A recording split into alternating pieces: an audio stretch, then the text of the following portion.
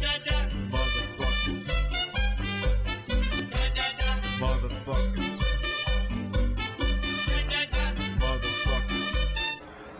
my name is Franklin Pierman, and this is the Frankly Speaking video broadcast on YouTube, my YouTube channel, Franklin's Podcast. Today I'd like to talk about an idea that I have concerning a mode of thinking, which is it's known as the trivium, and it dates back to the Greek days when they used to teach children first what was known as the trivium, which was grammar, logic, and rhetoric, and then the quadrivium, which was, if I'm not mistaken, music, math, geometry. I know math, geometry. I believe that's correct. And then I forget what the fourth one was. I think it was astronomy, but I may be mistaken. But concerning the trivium, and this is what I'd like to talk today about. This is sort of like the way I see ideas and events and beliefs. And let me define beliefs in that a belief is an opinion that's not based on complete facts.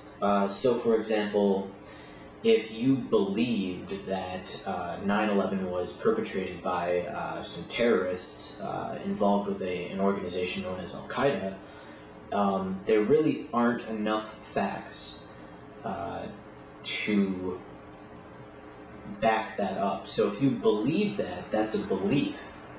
And you know, religions are beliefs. Beliefs would be, you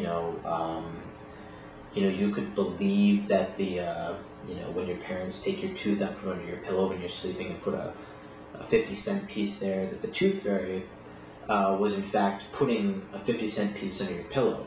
That would be another belief. And getting back to the idea of the trivium, basically what they would do is they would teach children grammar, and grammar was a word to use, meaning they would teach children like pieces of the puzzle, and that is to say that they would teach a child, before they taught a child about, the seasons or the life cycle of a tree. They would teach a child, well, this is a tree trunk, this is a branch, these are its roots, these are its leaves, that's a bud.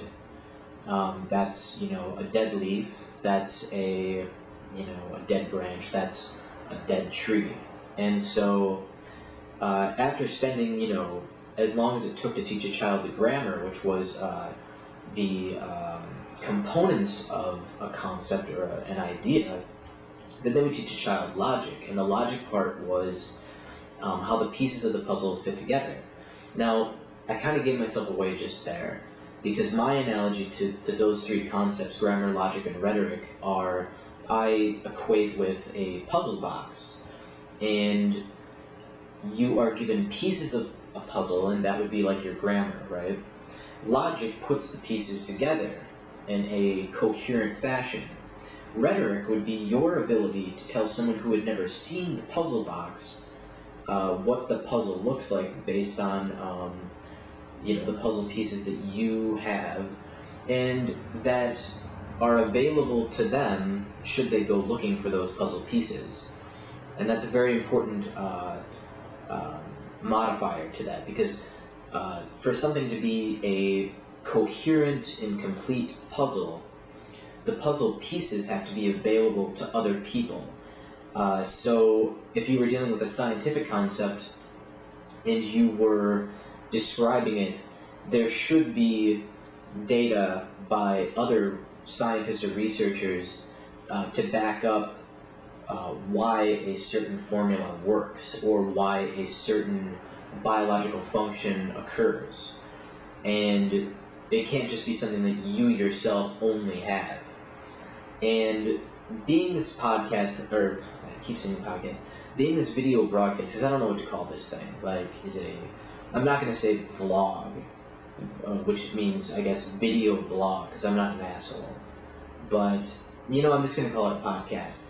So, in this podcast, I'm going to talk about politics and sort of philosophical theory and conspiracy theories, which, as I like to call them, historical research. because I don't get into necessarily debates on aliens or Bigfoot. I'm not opposed to it. I mean, those are interesting topics, but for the most part, I tend to deal with political conspiracies or historical research. And when it comes to this analogy of the puzzle box, you can look at different events throughout history. For example, if you were, well, let me start over.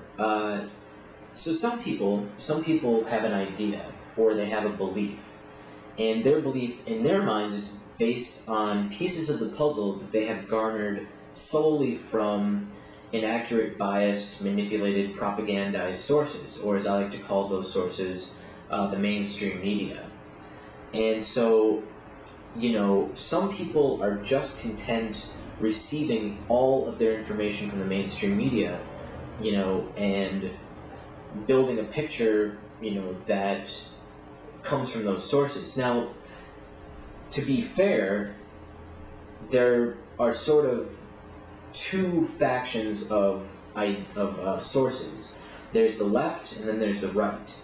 And so, if you tend to be someone who's more left-minded, you will go towards left-leaning media sources, which are biased, propagandized sources that will pander to the mentality of left-leaning people, which is to say, like liberals and Democrats. And those sources would be MSNBC, NPR, Huffington Post, to name a few. Now on the reverse, or on the flip side, you would have new sources that would pander to those people on the right, those people that tended to be Republican, conservative. And those would be sources like Fox News, let's see, Fox News,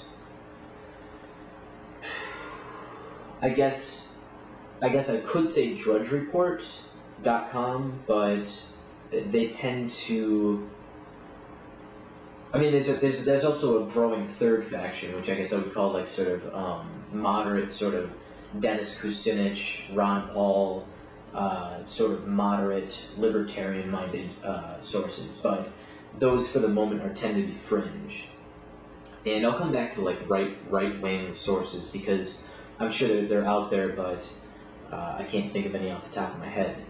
And for this podcast, I'm going to keep it short because I don't want to waste anybody's time. And the main focus, because that's the thing, is you got to try to always stay focused with your points. The point of this podcast was to illustrate my concept, my mental construct of what I refer to as the puzzle box, and how most ideas need to be sort of filtered through this, or recognized as such, as either complete puzzles or incomplete puzzles. And are your sources distorted? Now, if your sources, yeah, as I said, if your sources only come from the mainstream media, they'll be distorted. And even to the extent that you may have what you believe to be a picture of the Eiffel Tower, when in fact, it's so far removed that it's actually the Palace of Versailles, or the Louvre. And, you're in the right area, and it sort of is similar. There's a lot of similar, motifs, but, you could be looking at an entirely different picture. And so in this idea, your construct can change. Now, over the course of the last 10 to 12 years, I've been studying, politics, and I've always kept an open mind. That is to say that, I have many puzzles, and most people have many puzzles. This is just me, but I have many puzzles, and the pictures on my puzzle boxes tend to be very complete, very solid. And when something comes up in the news, nowadays, I take one of those pieces of the puzzle, or two or three in one story, and I see if it fits in with my puzzle. And if it does, I place it where it goes. But if it doesn't, I need to figure out why that puzzle piece has been told to be included in that picture and on that puzzle box. Like, why is the mainstream media trying to inject this puzzle piece into this picture right here? And who would it benefit to have that little piece in that picture? These are thoughts to think about. And one of the main ones that I think about is the story, the fairy tale of 9/11 and what happened that day. And there's so much to contradict the 9/11's official commission report that I'm not going to get into it in this podcast. But I guess I would like to say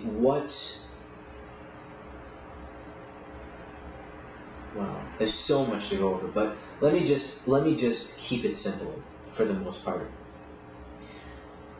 We all have pictures, and we all have mental constructs that we do and that we use. And I guess the most important thing that I would say, and I would leave you with in this video broadcast, of this podcast, is make sure that your source is besides just one source.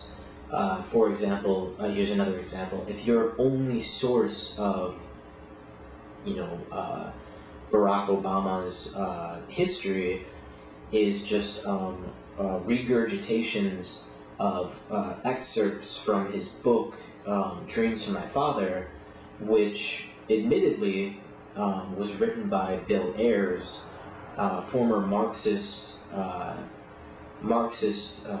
socialist agitator of the Weather Underground, implicated in the cop killings in the 60s. You can look that up. Bill Ayers admits, you can Google this. Google Bill Ayers admits to writing Barack Obama's autobiography. Well, if all of your sources of Barack Obama's history come from that book or regurgitations from that, it could be skewed. Like, I'm just telling you, you may want to keep your ears open, or the story of Osama bin Laden's death. Many sources, including the Prime Minister of Pakistan, what's her name? Benazir Bhutto, who was assassinated.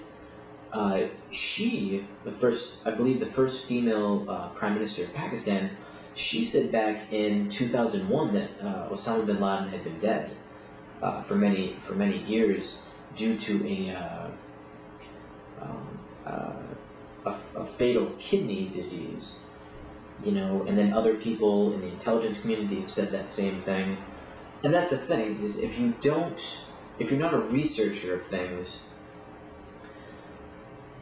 don't be so passionate about your beliefs. If you're not someone who spends a lot of time looking at different sources, whether they be from the conspiracy world, or from the left, or from the right,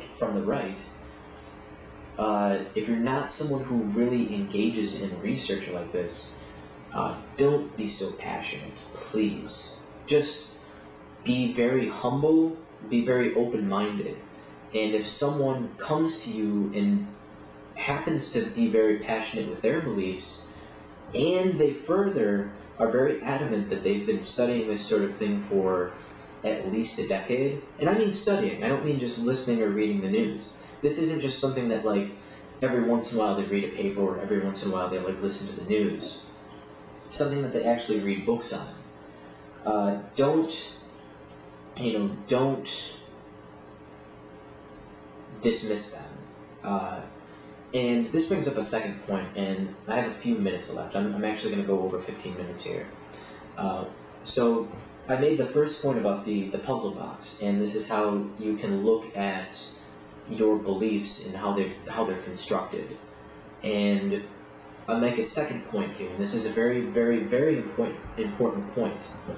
The second point is that if you are not someone who is well versed in a topic, don't argue for argument's sake, or be a skeptic for skepticism's sake. This is the pseudo-intellectual revival we're seeing in the United States. We have a nation of idiots and ill-informed people, but there's this culture that we're in right now of one-upsmanship, or people. Pseudo-intellectualism. Pseudo-intellectualism is that just by being a skeptic, that somehow makes you an intellectual. That's how I'm going to define pseudo-intellectual in the 21st century.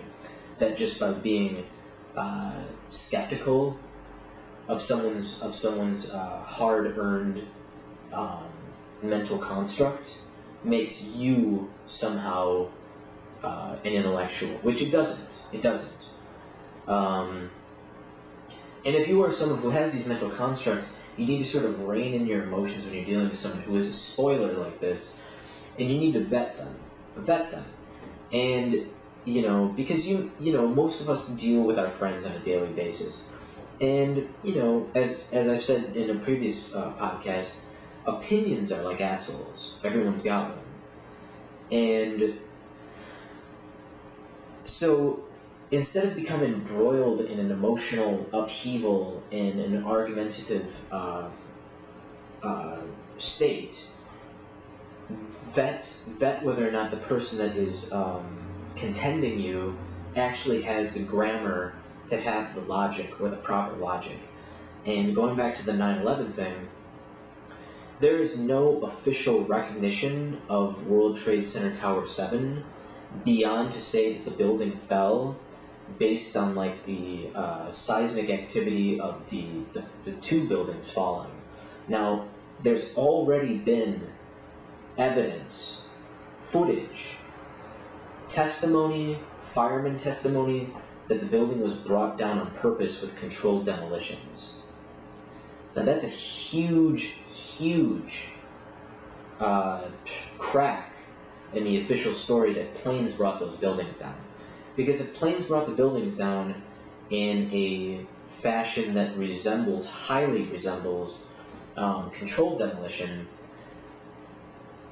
and World Trade Center Tower 7 was admitted to have been brought down with controlled demolitions that were rigged up in that building, it's not too far to believe that the other buildings may have had internal controlled demolitions inside them. Now, my point is that information, that data, that evidence it's already out there. It was out there in 2008. It's been 4 years since that information has been out there. Now, but that's the thing. How many years has it been since 2011? It's been about 11 years now. So it's been 11 years since 9/11 happened. Well, most people don't care enough to keep up with it. And if you're one of those people who just doesn't care enough to keep up with it, listen to people who do care enough to keep up with it. And don't dismiss them outright because why? Because the reality of that being an inside job is frightening? Maybe. I have no idea. I can't understand people's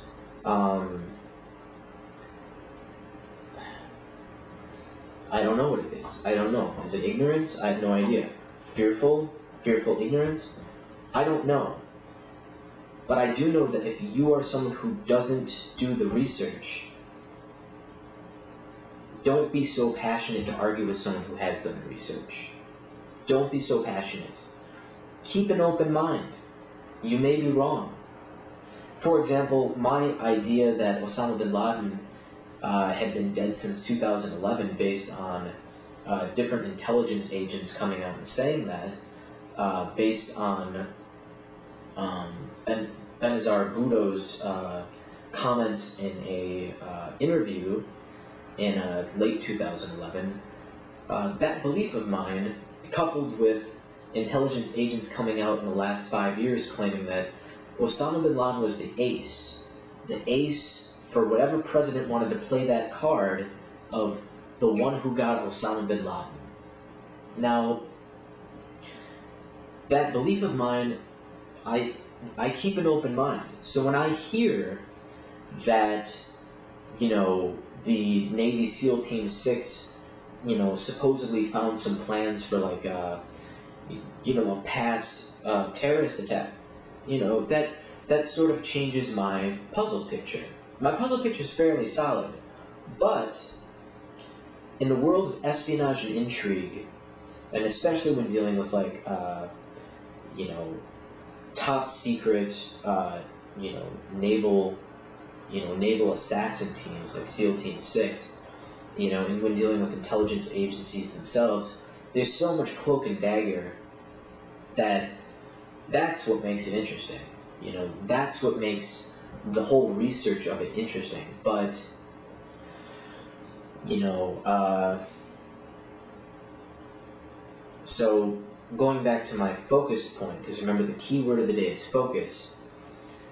The second point is that if someone is ignorant of a topic, they shouldn't argue with someone who claims, at least, to be well-versed in a topic.